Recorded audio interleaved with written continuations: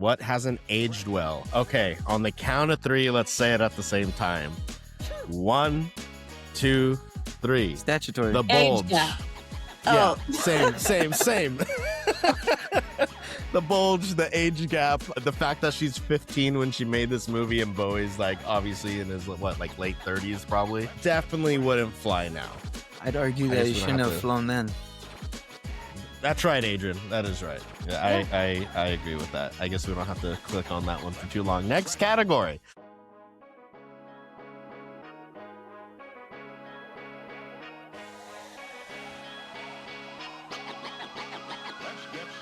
Welcome to Seeing This. I'm Mike Ornelas. That is Erica McMullen, and we have Adrian Cedeno. And today we are celebrating the 40th anniversary of Magic Dance Labyrinth, starring David Bowie and Jennifer Connelly. Adrian, I have a feeling, has very strong thoughts on this movie. Erica and I think, were raised by this. Is that fair to say? Yeah. You saw it as a kid. You saw it younger, right? Yeah, definitely. Yeah. And Adrian, I imagine this was your first time. First time. Can't wait to get into it. Erica brought up the idea for this year that for each of our birthdays, we get to pick an anniversary episode for the age that we're turning. The anniversary of Labyrinth is 40, the 40th. I have my 40th anniversary coming on Wednesday. I mean, it's just a number. I think you get to a certain age and, it's just another day. Listen, I turned 30 and was like, wow, I'm hot. And I can't wait to turn 40 and be like, wow. I'm even hotter. You know what I mean? Sure. Fair. Respect. Listen, own it. I love that for you. For me, I'm just getting more white hairs and these raccoon eyes are just really coming through. I got to start my treatment again. The little eye patches, This the is really cucumbers. gross. I don't want it. It's not gross, but your eye muscles are the same muscles as your butthole. So correct. And your mouth as well, I learned. Cream underneath your eyes will get rid of all of that. And your mouth apparently is the same kind of don't skin put hemorrhoid as your cream around your mouth. Okay. Just making sure. To the Labyrinth. So we have our categories as always. And to kick it off, our first category is, or actually, I'm sorry. I always do this, Adrian. I step on your toes and don't let you do the letterbox description of our movie. I was looking right down, ahead. getting it all set and ready, I sensed it from you. Go right ahead. Give us the letterbox description of Labyrinth. Labyrinth, 1986, directed by Jim Henson, where everything seems possible and nothing is what it seems. Frustrated with babies. You were late. Come on, you should have leaned into it. I felt you wanted to at the beginning. Take on some of that magic, and then I was going to. And then you aborted. Yeah. It wasn't coming out right. Dang it. Frustrated with babysitting on yet another weekend night, Sarah, a teenager with an active imagination, summons the goblins to take her baby stepbrother away. When little Toby actually disappears, Sarah must follow him into a fantastical world to rescue him from the Goblin King. Guarding his castle is the labyrinth itself, a twisted maze of deception populated with outrageous characters and unknown dangers. What a lengthy description for this one. Yeah, quite long. Pretty long. Labyrinth, June 27th, 1986. As you mentioned, Jim Henson, director. Writers Dennis Lee, Jim Henson, and Terry Jones. Main cast of David Bowie and Jennifer Connelly. 0 Oscars, but there was one BAFTA nomination for Best Special Visual Effects. Hopefully when we get to the categories here, that's one we can agree it was pretty practical and interesting. But as I was saying, our first category, and it's going to be really interesting. It might be the most interesting category. We will see. The Will Smith at the Oscars. Does this movie still slap? I'm going to go to Erica first and hear what your take is, considering you grew up with it. There must be some nostalgia with it. What do you think? Hold on. I got a question. Because what do you mean by grew up with? Considering it was probably like 15 years old by the time she probably saw it. Well, take it easy. Not that but it's on TV. It's like Star Wars, right? Like as a kid, you see Star Wars and you grow up with it, you know. Okay. So Okay. I think for myself and Erica, we saw it at a young age, is what I mean by grew Yes. up with it. Yeah. Okay. Sorry. Go right ahead. It had been a very long time since I'd seen this movie. Okay. And I don't know if that's just because of like the availability of it, where, like wasn't really accessible all the time or what. Um, because I don't really remember this ever being a movie that like I would want to put on, but like Oh, if it interesting. was on, like I was seated, like Okay, I sure. wanted to have fun with like some creatures. Um, I for the nostalgia factor, like, for me, like, yeah, it still slaps.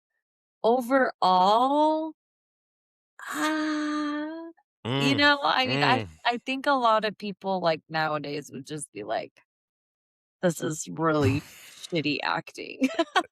Like, Sure, the acting isn't pretty Academy bad. Award winning. Yeah, that's Yeah. fair. That's fair. So the nostalgia factor slaps as a Yeah, like, I film. I I love this movie, and, like, I think I'll continue to love this movie because, like, I love a fantasy type situation where, like, she's making a deal with, like, a Goblin King or a like, like, stuff you're not supposed to be doing, but you're gonna do it Mm, anyway because you're tired of your little brother. Like, it's always, like, a fun watch for me. Do I think it slaps for everyone? Probably not. fair enough. Speaking of slapping for everyone, Adrian, let's have it. Slap me with Wait, your t- before Adrian goes, I'm so shocked that you were able to just, like, casually say we were watching The Labyrinth and then have, like, no pushback from Adrian. Like, I don't think he quite knew how, like, like when I weird it mentioned, is. so I looked at the movies that came out in 1986 for the 40th, and there's some good ones. Mhm. Stand by Me was up there in order to honor Rob Reiner, rest in peace. But I think we'll get to that. I think there's a few of these anniversaries we'll get to. I just had to be true to, like, yeah, that fantasy element, like growing up and the fact that it's so unique to the puppet work that was done. And it's just one that I definitely wanted to cover for us to touch on. And again, Adrian, I wasn't sure if he had seen it. I didn't know if it's maybe something he wanted to watch with his daughter and what she would think of it. So, Adrian, set the table. What was the night like? What did you watch it alone? How'd I've it go? never seen it, but it's always come across my feed. I've seen like Little Monsters, which is very similar, but came out a few years after this. And so because I've seen movies like that, it's always spit at me like, "Hey, watch this. You'll like Mm. Labyrinth." But I didn't. So um it's always been there, and I've always, like, been intrigued, like, "Okay, I should watch this. Okay, I should watch this." But I've always had a thing, like, I'm just not a David Bowie fan, and it has nothing to do with the music. It's Mm. just, like, I look at that Mm. dude and I just, he annoys me. Um and it's Interesting. not like, what you Hot guys would take. normally think. I just don't like the guy. Uh, even when I hear his music, That's I'm so. like, He it's not probably even didn't good, like you but people will be either. like, "Oh, that's David Bowie," and I'm like, "Oh, okay." Like, I could see why everybody loves it, but it's just not my tape. Adrian, I love you. Yeah, I know.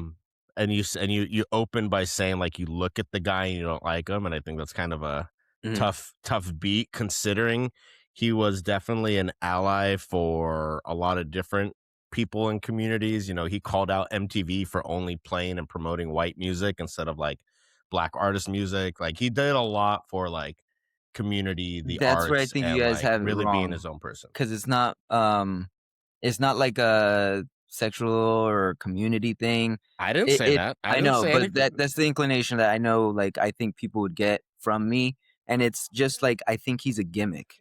Like, I look at him and I just see gimmick, and it just drives me nuts. Wow, we should have saved that for a hot take. That's incredible. A gimmick. But if he's true to, like, the things he professes or the things he I don't know anything speaks about out him. against. I Okay, don't well, there you go. and it's Consider a the part of the source, I hair, guess. like, the hair 80s, like, I don't understand, like, that style, like, I just don't get it. I So, no, I I don't. can I don't agree with you, but I can see where you're coming from in the sense of, like, the pop culture-ness of him, Mhm. where, like, maybe Mhm. you might not have been as immersed, you know what I mean? Like, the eight like, the I could see, like, how the culture, the costume of the '80s sometimes could seem performative in that sense, but where Michael's coming from and trying to explain to you about, like, who he was, whereas, like, he wasn't really a follower of, um, like, Societal how norms. narrow of a view it was, like, for males in general Correct. of, like, not being able to express, femininity or, having femininity automatically made you, like, not masculine, and he very much, wanted to ride the line of like, "Hey, you can do both and it's fine."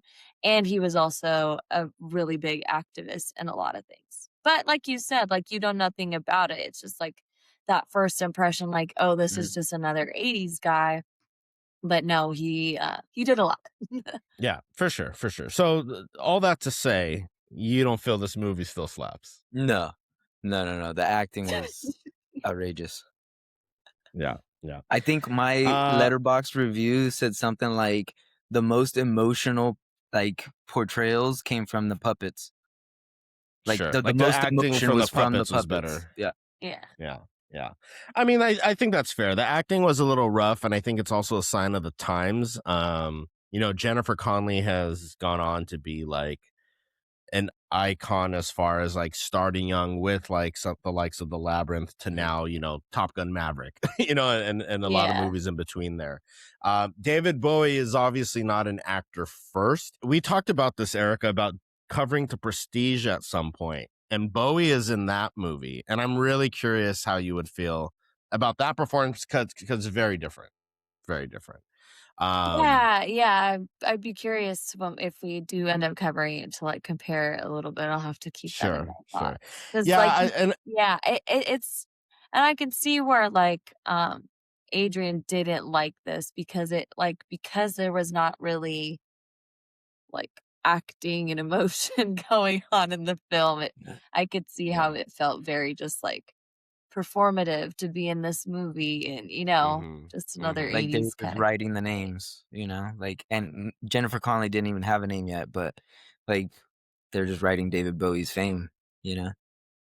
You're saying using his name as like a driver behind Mhm. getting people to watch it and Mhm. whatnot. I mean, Even though it was like, you know, I could see it. there's a documentary called Inside the Labyrinth, which is a look behind the mask of the film as far as how it was made, the puppet work that was done. Like I thought it was fascinating. Like it looks very old because it came out the same year, but like to see like there was 50 to 55 puppeteers. They had 8 to 12 little people in like costumes throughout the movie, and like just the amount of technical work that went into this I think deserves some respect, and kind of like what you Mhm. said, Adrian, like the puppet work I think was incredible. Mhm. But when we get to the IMDb trivia, there's some great fun facts that we'll touch on there. So does it still slap? I'll concede and say maybe not, but if you did grow up with it, if you did watch it as a kid, it's enjoyable for the nostalgia of it. And you didn't Mhm. watch with your daughter. I did not. I watched it by You went myself. solo on this one. Mhm. That's tough. Yeah, Mhm. that's tough. Mhm. Okay, fair enough. Let's go to our next category. The Gladiator 2 unnecessary sequel. What happens in the sequel? Well, let me tell you this. Robert Eggers is set to direct a Labyrinth sequel after he films his werewolf movie. If you guys remember, that is Robert Eggers of Yes. Nosferatu, now working on Werewolf, and he is scheduled to do a sequel to The Labyrinth. So it's now our job to say, what would we like to see? What's an idea for this sequel? What happens? Well, Erica. first of all, you have to think on, like, who you want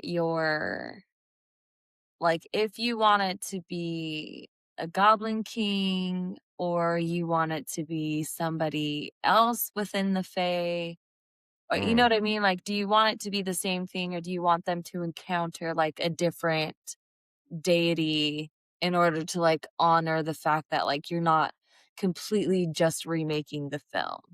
Well, it is But a sequel, not a remake, like for sure. which I hope that they like truly do. So that's what I mean, right? So like even with a sequel, like it doesn't have to be centered around the Goblin King in order to like respect that, Bowie has passed. He's no longer with us. Like you don't need to reanimate him into the film. Like you don't need to do any of that shit. You can like move on with another angle in order to respect the legacy of it. Interesting. I think it would be so funny to have Chapel Roan do something like this. But Okay. it's just because she gives that same kind of, and maybe even like a Lady Gaga, but like I think Chapel would be like a young, fresh, like to get more people into the film. I think Interesting. she would work out really good. And she's got like the uniqueness of her look. Like maybe she's someone that ended up marrying Jareth, the Goblin King, like somewhere in between the original and the sequel, and now she's taking like over the reins or something. like she's when still there. when she was a girl, like she ended up like doing the same thing, Staying. but then accepted his offer, and then like then he passes, so like she has to continue on, but like Right. She there's has to gotta be find her like some Goblin moral King, her new Goblin dilemmas where King. like Yeah. she might not want to do it, or Okay. she only Okay. like makes deals with like really terrible men, and then like tricks them to their death. It She would has to be be. I mean, you toxic. could do a lot with it. Yeah. Okay. Well, Adrian, you have any reality, the ideas? Fae, Yeah, they here like we to go. lure. Adrian, you have any ideas? I was gonna lean towards like almost like a Die My Love type scenario where she is now having a baby and she's going through postpartum, and that's why she's like, get this baby out of here, and it's her Oh, own and she kid tries to as make she's a another mom. deal to get Yeah. rid of the baby. That would be I a like wicked that. twist. And Robert Eggers doing that? That would be sick. That would be sick. I like that. Well, so when I thought of my idea, I mean, obviously, Bowie's not with us anymore, and I just kind of assumed we could recast him, which is huge shoes to fill. Granted, maybe the acting wasn't great, but again, just by name. And I was thinking, similar to what Adrian said, maybe adult Sarah now has dreams of Jareth, and he's stuck there against his own will. Like he actually wants to break out himself and is like calling out to her to help free him. So she has to find a way to do that. And maybe we get a little bit of a backstory of Jareth and how he got there, but that's fine. I like your guys' idea better.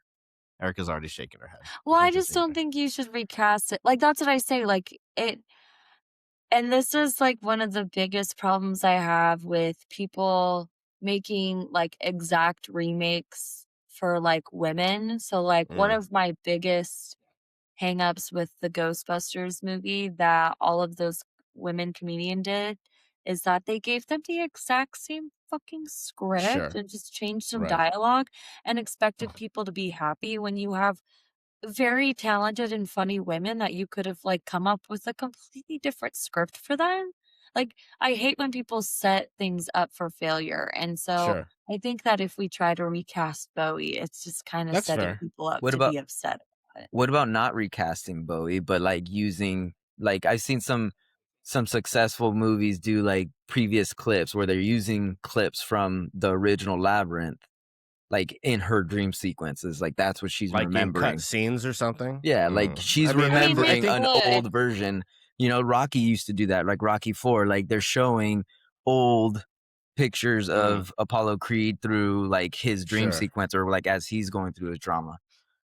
They could, but then he just like can't exist in the film. Yeah, so like in the current time. Yeah. I mean, that's fair. I like the Die My Love angle as far as like I like that. That'd be sick. like make it real Rated metaphoric R, in that regard. Yeah. Well, rated R. Eggers, yeah. Don't skip out on us, Eggers. I want a rated R Labyrinth. That'd be dope. Let's see. I'm really curious to see what he does. Right. Next category, the Whip Whitaker from Flight. No Fly Zone. What hasn't aged well? Okay, on the count of 3, let's say it at the same time. 1, 2, 3. Statutory. The Bulge. Yeah, same.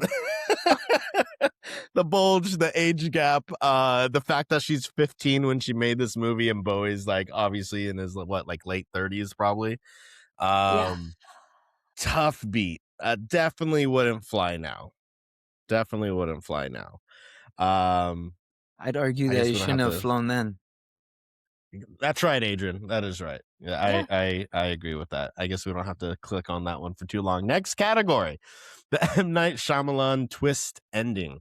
What's a twist ending that we could have seen in this movie? Maybe she has accepted his offer, but he doesn't like serve her, and like she keeps replaying the same thing over and over again. So like she wakes up and then like the It's like scenario a happens Groundhog's Day. It's again. like a Groundhog's Day Almost like a kind of thing. Groundhog's Day, like Twilight Zone kind of situation. Where like By that's her accepting punishment it, for wishing that upon her brother kind of thing. and then by accepting, she's now in this loop. Yeah, she's in like a Okay, loop. I like that. Adrian, you got anything? I was going the similar route, but they actually like she accepts, and as they're at the altar, like when like they hold hands or something, like he gets hit with like a vision of what life is like actually being married to her and having kids of his own and going through all the drama and He's like, sickness of fuck. life, and he's like, oh, I gotta get out. Yeah. Right. He's got enough kids with all those goblins, Like, anyways. all right, take your brother, get out of here. Yeah. So I was thinking like an end credit scene, right? That shows Jareth actually answering to someone else, much like, Vader and the Emperor. Like there's some kind of like bigger, larger evil behind Jareth, making him do what he has to do as far as stealing these children. And then we just close on like this evil goblin that actually looks fucking horrific, and then cut to black. Like That's it's my not him anymore. It's like the actual, like his goblin face. Sure. Right. Like, I'd well, have to twist either that. him turning into like an actual goblin, or that I he think that would be dope. answers to either Like way. you just see, like he fails, so like he has to take his goblin form. Take that human skin off, like they say in Donnie Just Darko. peels it back. Let's Rated go to R. the real Goblin King. That's also Adrian's nickname in high school, the Goblin King. No Country for hot takes. What hot takes do you guys have about this movie? Adrian, I mean, I guess you kind of touched on yours on your take on Bowie as a whole. Yeah. Definitely a hot take. Anything? Everybody loves him. My aunts love him. Like I know he's an iconic figure. I get it. I just Shout out to our not buddy my thing. Jeremy, big Bowie fan. Can't wait for the next conversation you guys have. Erica, By the hot way, take? shout out to Jeremy. I think he rated this like 4.5 stars. Like this is like almost his That's favorite right. movie. Like Attaboy, Jeremy. The drip. What do you think, My Erica? hot take: they were bad parents. Terrible Your parents. daughter is not responsible for watching your child constantly every weekend. They are a child. They did not sign up to help raise and watch after them. Yeah, but she's 15. It She is a shouldn't be going blessing anywhere if anyways. they're able to, but you can't take advantage of that. Like they took advantage of her for sure. She was every right to complain, but she was not in her right to make a deal with the Goblin King. You idiot. I don't know. Like you made me think of one as well. I don't know if it's necessarily a hot take because they're clearly bad parents, but I was also going to say the fact that they leave the fucking dog outside in the fucking storm of a like thunderstorm, just out in the rain. Like, no, you go out to the back. It's like, what the fuck? This poor dog. Dogs in movies. It pisses me off, dude. Tough treatment. My hot take is that now, fast forward to current time movie making, there should be a mandate that if you're going to make a film with special effects, it has to be 80% practical effects. Like that needs to be spread industry wide. If people like Jim Henson, George Lucas, all these incredible creatives are able to make what they've made back then with majority practical effects, you can do it now. And I know they're going to say it costs more or it takes more time. The thing is, though, even with CGI, we can have a whole episode about the regression of CGI. 100%. Because let me tell you, Transformers, Pirates of the Caribbean, that shit was pristine. And it was when it first came out. So Left cheek. I can't get that out of my head with Transformers, man. Tyrese. You know, but no, I totally get it though. Like it's very, I mean, Guillermo still did it and does it, with a lot of his stuff and Sure. incorporates, some CGI where he needs it, and it looks great. They look, Mhm. like, his creatures look amazing. What he got 8, 9 nominations for the Oscars this year with Frankenstein. A little too many for my taste, but nonetheless. Fair, but yeah. But Well, nonetheless, yeah, practical. Like again, I think this is one thing that I'm really curious, and I wish Aliha, your daughter, would have watched, Adrian, is to see how effective are puppets as characters compared to CGI for kids now, right? Because like, is it enjoyable still? Because it was fun for us. I for me remember and my always. money, Yeah. I will take puppets today or practical animatronics today than any visual effects Jurassic World fucking Again, gave us. You know what I mean? stop making if you're gonna Mhm. make a remake it with the Muppets and give them all characters, and I guarantee you, you will make so much money. Keep Yeah, one well, human character and the rest of them are Muppets, and you will have people coming to your remake movies. you got the Muppet Show coming out, the new TV series coming out with your girl That, and there's a Miss Piggy movie Miss coming Piggy out. movie. Yeah, But and Kirby. and that's gonna. I think that might be a great sample to what we're talking about because you Mm, don't use fucking CGI for Muppets they movies. I mean, better not. at Yeah, least yeah, the you can't. characters. You You know what I mean? cannot. No, no, no. Okay. The Winona Ryder. I'm stealing this. Best prop or clothing you would like to take from the set. So many options. Sometimes we have a hard time picking, but like considering all the puppets that there are, the set design, the Mhm. costume, everything. Adrian, what would you take from the set of Labyrinth? Those crystal balls that he's juggling. Sure, sure. Plenty of practice. Got Mhm, it. mhm. Erica, what would you take? I mean, it's probably like me and every female who's ever like fallen in love with this movie, but the dress that she wears when she's in the dance sequence, The like at the masquerade party dance sequence. sequence? Yeah. Yeah, Like yeah. she just like, I mean, It's like it's her crap Cinderella acting, but she sequence, looks right? great. Like she looks stunning. I love that dress. I mean, Everyone thought about like wearing that dress at one point or like trying to make it or recreate it. hate to taint that scene, but like considering the age gap, some mad eyes wide shut energy there. Like I wonder if Kubrick Yeah. was at all influenced by that scene, you know what I mean, with the masquerades and the mask and everything. Mm. Very interesting. So I would take my favorite character in this movie, which is a puppet. I would take the puppet of Didymus, the dog that rides the dog, the noble steed. That's fair. He's He's a my fox, favorite right? character. Yeah, Yeah, he's a I don't know if fox. he's a fox. He's like a specific kind of dog, but like he's just so funny to me, especially as a kid, where he's like, "Oh, so you're all surrounded," and he's the one that's Yeah. fucking in the center of everyone. Yeah. You know what I mean? Like he's just my favorite. So I would take the puppet of him. Next category, the castaway recasting. Who would you recast in a role? So there's only 5 humans. If you don't count that ballroom dance masquerade party, there's only 5 humans in this movie. So it's a little tough. Just want to call out a couple things. Christopher Malcolm, who plays the dad, did you guys recognize him at all? No, no. For our I didn't audio pay only, attention to Adrian his shaking his head face. no. No. It's a deep cut. It's a deep cut. I never realized it until I looked it up. But he plays Rogue 2 in Empire Strikes Back. He's the one that finds Han and Luke in Hoth when they're circling around in the speeder. Deep cut. Erica, it's not for you. But for I the mean, I Star Wars like fans Star out there, Wars, but that's on a whole nother level. I found them. Repeat, I found them. That's him. So that's the dad. Cool. I would actually, I'll kick this one off and say that I would recast Shelley Thompson, who plays the stepmother. And there's a couple people, and I'm curious who you guys think. I had Cindy Pickett. And if you don't know who Cindy Pickett is, that's Ferris Bueller Days Off, the mom. Mm. I think she had a similar kind of look. Mm-hmm. And I thought she was a great actress in Ferris Bueller's Day Off. And I think like she could pull that kind of energy.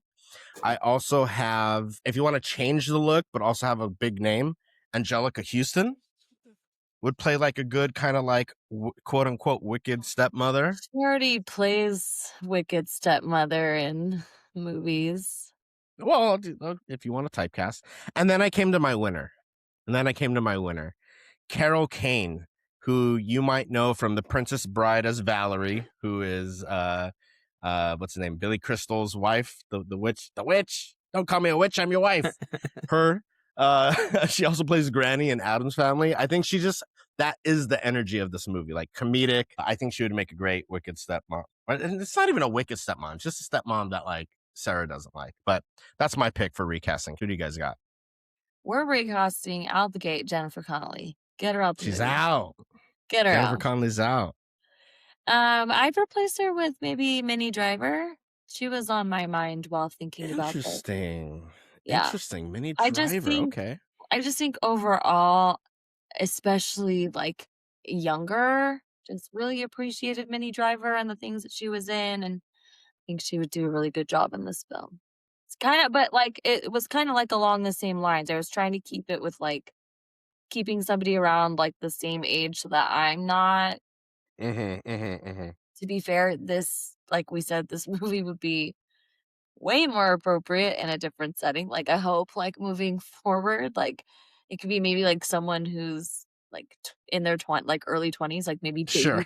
babysitting, and they're like tired of babysitting or something like that. But 19, maybe like this is like young, but not like a young child. teen, maybe young 20s kind of thing. But yeah, I've tried to keep with like what they had casted, and I think Minnie Driver would do a very good job on this. Anyone for you, Adrian?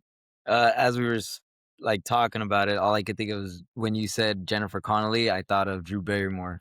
Like after she did E.T. kind of a thing, when she's a little bit more of a teenager. Really young. She's too young. But like after that, like she's a teenager now. Yeah. I think she would have been cool in that role. Yeah. You know, there's a lot of people I think find a charm in Jennifer Connelly being this character. You know what I mean? Maybe it's for the nostalgia of it all. Let us know in the comments. Jennifer Connelly, would you recast her? Because, you know, the acting, it's tough. I mean, she's also a kid. She's a kid. You know what I mean? 15, right? But that's yeah, what I'm saying. but she's acting like a kid. She's working with what she's given. Correct. I think that's why I would pick Minnie Driver over hers, because I think she just had maybe a little bit more natural talent when it came to acting and stuff like that. So maybe Jennifer Connelly had to learn, you know, like there wasn't a whole lot of acting when you are the role. Like you are playing a 15-year-old kid, and you are a 15-year-old kid, and it looks like acting, then it's a problem. Like you should just be the 15-year-old kid you are. I think it's hard too, because remember how we were talking about how many good performances we've seen from kids this last year? Exactly. But it's a different, like what's being asked. Yeah, it's definitely a different time. And the genre is completely different, I think. And the type of direction that that the kids can get nowadays is completely different too. And you're acting with a bunch of puppets or people in costumes. Like it's a lot of ask. It's a big ask. The Arnold Schwarzenegger and Danny DeVito in Twins double feature recommendation. What would you pair with Labyrinth? And I'm so curious. I hope we have the same movie, because to me, there's only really one answer. Little Monsters. But is that what you would go with? Little Monsters? Yeah. That's with Howie Mandel and Fred Savage. Mr. Savage, right? Yeah. Okay. Came out 3 years later in 1989. So I would go The Never-Ending Story. I thought that too. The Never-Ending Story is fantasy. It's got, you know, animatronics. It's heavier. It's like it's a lot longer it's fantasy. Movie too. Yeah. It's a never-ending story, bro. But it does have, I think, like better performances, better like moral of the story. It's very it's about depression. It is more of an epic. It's an epic, you know, and it's like a family fantasy movie about like depression. Like we all got scarred as children with 8 tracks in the pit of sorrow or depression or whatever the hell that lake was. Oh, it's a tough beat. Rest in peace, 8 tracks. Erica, what do you got? Did you have something else? I like that one. I was thinking like an Alice in Wonderland type scenario. Yeah, that's good. That's good. I think there's a lot of influence from Alice, to say the least. Definitely. Yeah. Well, no, because when did the book come out? I'm saying that this was influenced by Alice in Wonderland. Oh, okay. I was like, wait, hold on a second. Well, I mean, the animation was before this also. Yeah. I mean, and funny enough, they both have almost the same scene that, like, I love Alice in Wonderland, the original animated film, but there's one scene that always bothered me, and it's when they're like those I don't even remember how to describe it, but in the Labyrinth, the same scene is like those guys that like remove their heads and they're like Jamaican. They have like a Jamaican accent and they're like trying to take Passing her it head. around. Yeah. Yeah, like that scene always like I was like, what the fuck? Like this is too much. This is too much. Okay, let's get on to our awards.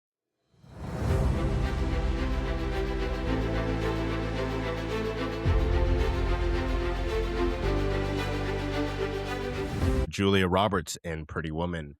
Big mistake, huge award. What's the biggest nitpick? I mean, I think there's a few you could probably pick from here. Adrian, go ahead. Mine is the parents. So they say that their stepbrother, but he's like less than a year old. So that may be your stepmom, but I'm pretty sure that's her half brother, and not her stepbrother, because I'm assuming the dad and the stepmom had a baby, and that's the baby that she's babysitting. But it says stepbrother, her real mom, so that would mean the mom had a baby like 8-9 months ago, and is already married with her dad. You know what I mean? Like that. The 80s were wild, bro. You don't know. Who knows? The 80s were wild. Who knows? Okay, that's fair. That's fair. Erica, what do you got? Nitpick. I don't know if I had a nitpick. Do you have a nitpick? I mean, mine are more technical. Like, for example, when Sarah and Hoggle are standing above the bog of eternal stench, and the little the pathway like collapses. If you look, you can see that the boom mic is visible on the top of the screen. So like, it's more of like a physical like production editing, goof. Yeah, and then I also, don't know if I have any I think my biggest nitpick is just the songs, like they're not the best. The songs are they're Michael. Sounds you like this remind should me have of a been your hot babe. take. What babe? They're Babe of the fun. power. What power? The power of hoodoo. You do. Voodoo. Fun, right? You remind me of the babe. Not all of the songs are fun. I'd say the only song I didn't like is the one. All of them. No, dude. Yeah, I think that's a hot take, dude. This That might be a hot take, Adrian. That might be your. Yeah, that might be your hot take. Is that the music is bad? Like, I feel like the music's probably one of the strengths. Again, let us know in the comments. The music of Labyrinth, like, is it a nostalgia thing? But I think, I don't want to hear from hits. Bowie fans because they're gonna be biased. No, I think it's a combination. But it's not like Bowie music. No, like, it's definitely not Bowie music. It's not his genre. Bro, you can't make that face and say you didn't listen to his music. Yeah. No, that's not. I know his like 3 genre. songs. The same 3 songs that are played on Jack FM. Sure. Jack FM, Jesus Christ. I can't. Yeah, I that might be a hot take, and I don't know if that's a nitpick. But yeah, and the movie is what it is, so it's hard to have nitpicks. Like I don't want to nitpick it really because it is what it is, and I enjoy it, and you know what I mean. That wins. That wins the award. That she's referring to Toby as a stepbrother. That's a good nitpick. But that would imply that the stepmother had this kid. And just a little behind the fact, I don't remember if it's on the trivia or not, but the I think it's production designer or costume designer, the creative designer, that is his kid. I have it later. I'll get into the specifics of it. And the kid is only 6 months old. So that's, again, to say that like she had a kid, it's 6 months old, now remarried. And so that wins the award. The stepbrother. Somebody was having an affair, or that's your half brother. Or it's actually her brother, but they're covering it up because he was cheating on the wife. M. Night Shyamalan twist. Handle. He killed her. She didn't die. Twist. He offered her ass up to the Goblin King. That would be a twist. Like she ends up like that junkyard lady that's like trying to give her all the things. Come to find out is her mom, but cursed and has been trapped there this whole time. But that makes the movie even longer. Yeah, it makes the movie. I know, right? The John Leguizamo. This movie needs a Latin award. That goes to the Latin actor that we would add to this movie. Again, there's only 5 human characters, so I had a hard time. Do you guys have anyone? I have someone, but it's kind of like an asterisk. Well, I think it would have been great if the baby was super Hispanic. Bro, but we're adding a character. Here we go. Every Okay. time we're adding a character. Okay, so hear me out, right? I don't know that I have anybody in mind, but I have like the character idea in mind, Okay. right? Okay. So she's making a deal with a Goblin King, right? Mm-hmm. Latin people, you don't fucking make deals with entities that you do not know. Sure. So I think Sure. it would be really funny if she like had a friend she was babysitting with that was like tagging along, that was like Mm. didn't want to leave her alone, obviously, because she like was very well aware of the dangers, but like would like commentate on like, we really shouldn't be doing this. My grandma said this. My grandma says Sure. this about that. Sure. Like, I Sure. think Sure. that would Sure. Yeah. be Yeah. Yeah. so funny if she had like a Latin friend who was telling her like and was like accurate about all of the things that were happening. So let's blend ours because I like that. And what I had is he's not technically Latin. He's Hispanic, meaning he's from Spain versus Latin America, but we'll allow it here. And that's Javier Bardem. He would have been 17 at this time. And the way I had it positioned is at the beginning of the movie when she's practicing the lines and everything, he's there practicing with her. Like they're friends and they're practicing these lines. Mhm. And then maybe she brings him back home, or like once the parents leave, has them come to help. And then like you're saying is like, hey, like you shouldn't be summoning these And he'd be like, goblins hold and on a like, second. Like, yeah, my abuela told me about I've all of heard about this. this. Like, Yeah, yeah, yeah. Like, you better not finish like that you're not supposed sentence. to be doing that. Yeah. But then like sticks with her because he doesn't want her to like Right, get right, abducted by the right. Goblin King. And maybe just she disappears though. Like we just have them there for that brief Yeah. moment. And she, Or like they I get like that. separated and like, yeah. That would I be like that. funny. The Samwise Gamgee Most Underrated Character Award. Who's someone that's underrated in this movie? I have 2 nominees. You guys have any? It's definitely the dog that's being ridden. That's good. Hold on. What's his name? Okay, so Adrian, do you have any? I don't. You don't. No one's underrated. No, I mean Didymus, but he like for you, he was my favorite character, so I don't think he's dude, underrated. He was great. Like I thought he was great. So the dog, his noble steed was named Ambrosius. And, That's right, yeah. Ambrosius by Steve that's Whitmire. Like just the scenarios that he's in. Just the fact that it's a dog riding a dog, like just that bit, and it's like a real dog. You know like what I mean? this dog is letting a dog ride him. I loved it. A couple I had really quick is the worm at the beginning. Did you say hello? No, I said hello. That's close enough, you know. And like, I'm just a worm, you know, and tells her, you know, you could have just kept going down straight to the castle. That that's was very Alice in Wonderland. Yeah, for sure. Yeah. I appreciate that. That's like the first character in the Labyrinth that she meets, and that kind of sets the stage for like what's to come. So underrated there. Shout out to the worm. And then I also think the helping hands when she falls and there's all the hands making like the fucking crazy faces and helping her up. She said down, and you know, incredible behind the scenes in that documentary I said Inside the Labyrinth of how they did that, how they even thought of doing that. Super, super dope. Who are we giving it to? Did my nominees convince you of I'd go with picking the hands. one of those? The hands, Erica? You go with the the hands? are a good one. Helping Hands, Samwise Gamgee Award. Okay. The Daughter in Hereditary, oh shit moment award. I mean, just to continue on what I was saying about the worm and the fact that, oh shit, there's a path. You could have just kept going straight. And even when she first like walks through and turns, even to film that in a practical way and like visually, if you watch it, and I've seen it plenty of times, you'd be like, okay, where's the wall? Where's the break where you can see it? And you can't. So I thought that was a pretty oh shit moment that she could have gone straight to the castle. What do you guys got? My oh shit moment was similar, but it was that the wall was like an optical illusion and it's like layers like this. And so all she had to do is really like walk towards the wall, and then there's like space behind it. Like it's an optical, it looks like the wall was like this and it was like that. Yeah.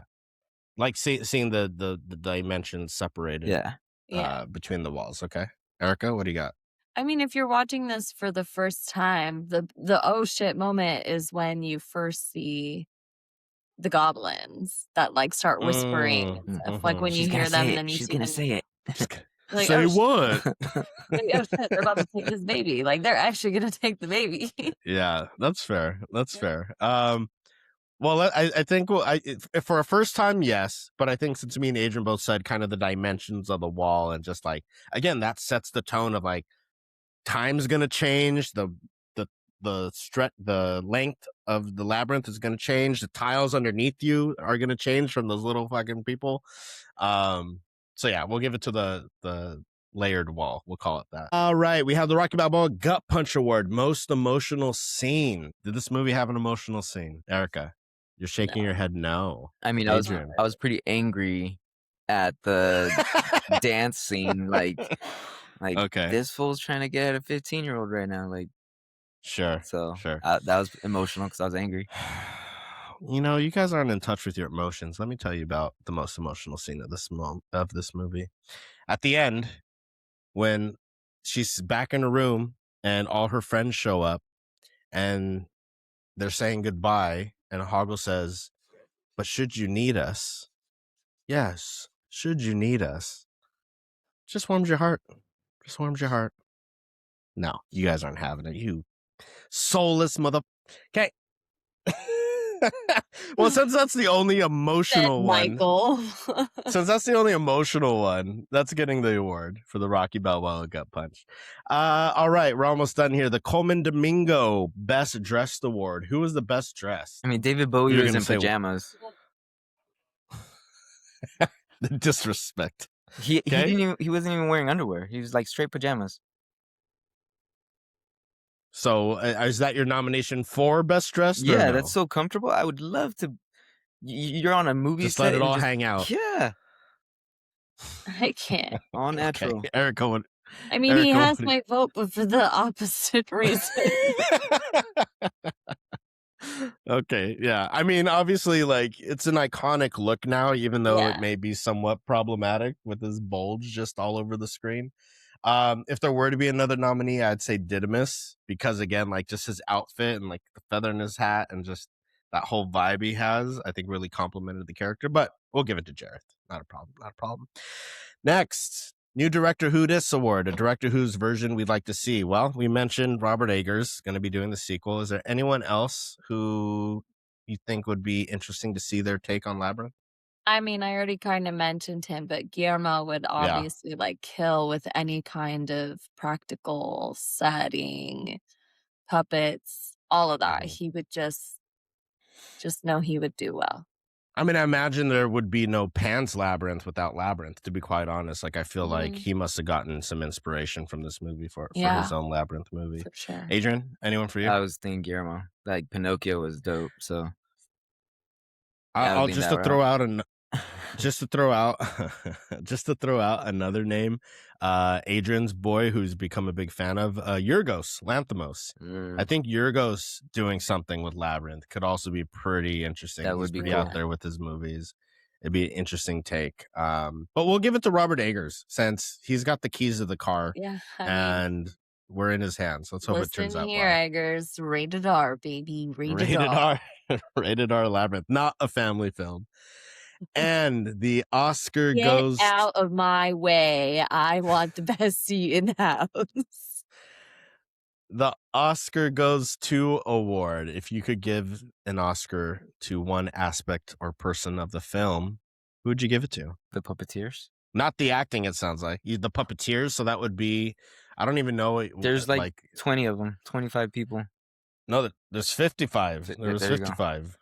Yeah, but an Oscar, like, so maybe production design, set design, like the puppets are, Yeah, like set design. right? Yeah. I mean, 'cause just it's don't like like- that it's set design because that seems to take away from the skill that these puppeteers have to have to That's manipulate. true. Like it's I that's agree, a skill, but and that's that's a 55. That's 55 Oscars. So we got to give it to a department. I don't know what department that would be. puppeteers, Set design. animatronics. I don't know, like Those freaking- aren't categories. Well, let's make a category. All right, This we're making movie a shouldn't category. have won any Oscars, but if it did, we're making up a whole new one. So we're gonna give it to the puppeteers as a whole for their best acting performance. How about that? That work? Sure. All right. I love it. And the Oscar goes to the puppeteers, all 55 of you. Wonderful. Some IMDb trivia. I'm just going to run through this. Feel free to speak up if anything catches your attention. The various things that Jareth does with the crystal balls when he's rolling them, Adrian, as you're referring to, are not camera tricks or any other kind of special effect. They're actually done by choreographer Michael Motion, who is an accomplished juggler. Motion would be crouched behind David Bowie for these scenes with his arm replacing Bowie's arm. But because he was in that position, he couldn't see what he was doing. So he would be doing this essentially blind. In the documentary I was referring to, you see this happen, and there's certain scenes where like Bowie has to like catch the ball and do it himself, and he keeps fucking up, and he's like laughing about it, and you can tell this guy Michael's like, oh, fuck, because he's like this the whole time with his arm just sticking out. He's like, fucking, come on, man. So that was pretty interesting. One of the reasons why Hoggle is always making groaning noises between lines was to keep his mouth open as much as possible so that actress Shari Weiser was able to look out. The owl in the title sequence is computer generated. This was the first attempt at a photorealistic CGI animal character in a feature film. So a first there. Executive producer George Lucas chose not to do any interviews during the release of this movie as to not steal Jim Henson's thunder, as they were best friends all the way up until his untimely death. Now, some potential actors to play Jareth before Bowie was chosen. Michael Jackson, Prince, Mick Jagger were all considered to play the Goblin King Jareth. Jim Henson himself had preferred Sting until his kids convinced him that David Bowie would be best suited for the role. Bowie wanted to make a children's movie and liked the concept and script, so he agreed to take the movie. I would have. What could have been? Who would you have taken? Prince? I like Prince. Prince would have been pretty dope. Yeah. I'm like, out of any of those Heck that yeah. you just said, Prince would have been the coolest. Prince as the Goblin King would have been pretty dope. I hate to break it to you, Adrian. He'd probably have the same outfit, but purple. Yeah, but I don't feel like Prince was a gimmick. You know, like that was his life every single day. You know? It was for Bowie too. I know. I just don't know. Fair enough. The dance magic scene consisted of over 48 puppets, 52 puppeteers, and 8 people in goblin costumes. Whew. I mean, what, like, just chaos. Just chaos that there's that many puppets. And like, again, in the documentary, they show you the set, and there's just holes throughout the set for the puppets to come through. And like, I think they said it looked like Swiss cheese without the puppets there, because it's just holes throughout the set. Okay. The 100 pairs of latex hands. Oh, sorry. There were over 100 pairs of latex hands that were made for the helping hand scene. This movie filmed next door to Legend, the film Legend, released in 1985, but they were filmed at the same time, which meant the cast and crew of both movies often intermingled. Brian Henson happened to meet and develop a crush on Mia Sara, who is in Legend. Mia Sara also in Ferris Bueller's Day Off. Years later, the two of them met again and married. Have you guys seen Legend? I have not. Shaking his head no. I have not. Sounds familiar, maybe? Tom Cruise is the lead. Mia Sara. Then probably not. Erica, our boy Tim Curry, plays fucking Satan pretty much. It's so gnarly. I don't know how the hell this was like, again, like a fantasy family movie, but it's pretty dark. Like, I think I had this recorded with like my Saturday morning cartoons. Is that Tom Cruise in our household is not like my mom hates Tom Cruise. Oh, tough beat. So like I didn't really grow up watching his movies. So like anything that I've seen of his, it's like stuff that I've like wanted to watch and like keep up. I know that they've seen like the big ones, obviously, but wow. Show me the money. Yeah. Legend if you is another one that you could pair with this movie.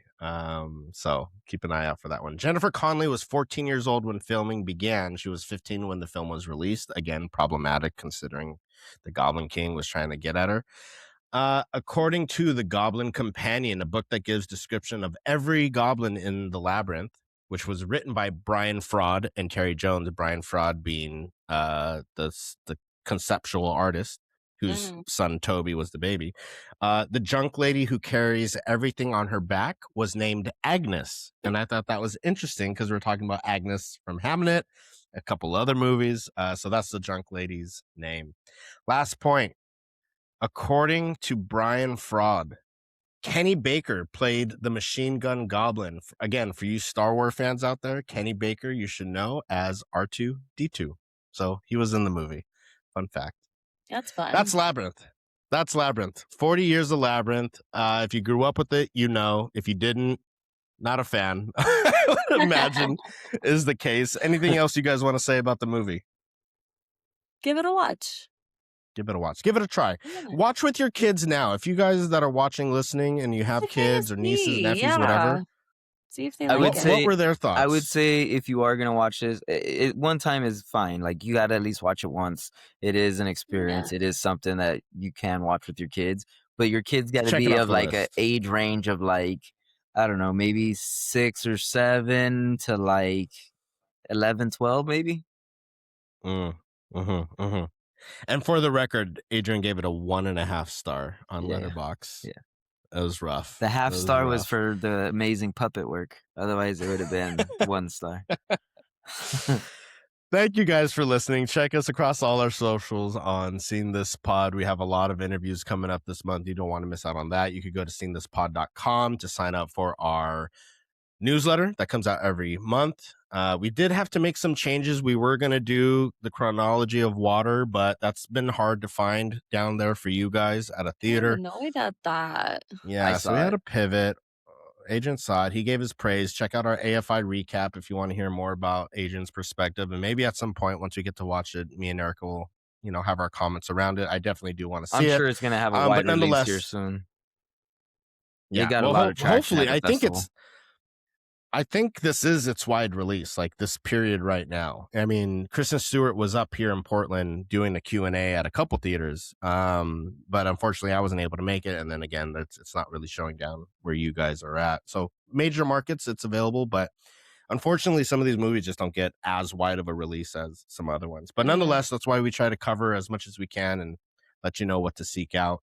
What's happening next? I have an interview called about a documentary called Homegrown, which looks at the insurrection of January 6th.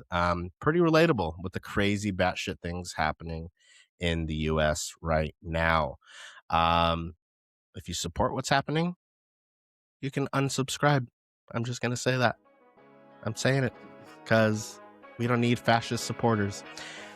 But until that interview comes out, which is very insightful, it's with the director. Make sure to check that out. And until then, definitely stay safe. Peace.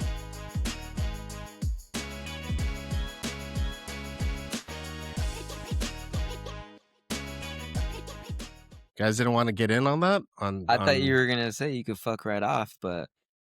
Well, that was for my Instagram. How to leave it for the Instagram. Our audio only listeners can't... Our audio listeners can't see your cricket clapping. Is that what it's called? What do you call it?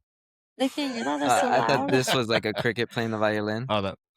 Yeah. So that is a cricket clapping, no? No. What do you call it? It's not a cricket clapping. It's like a Oh, how do? I thought the theater people do this.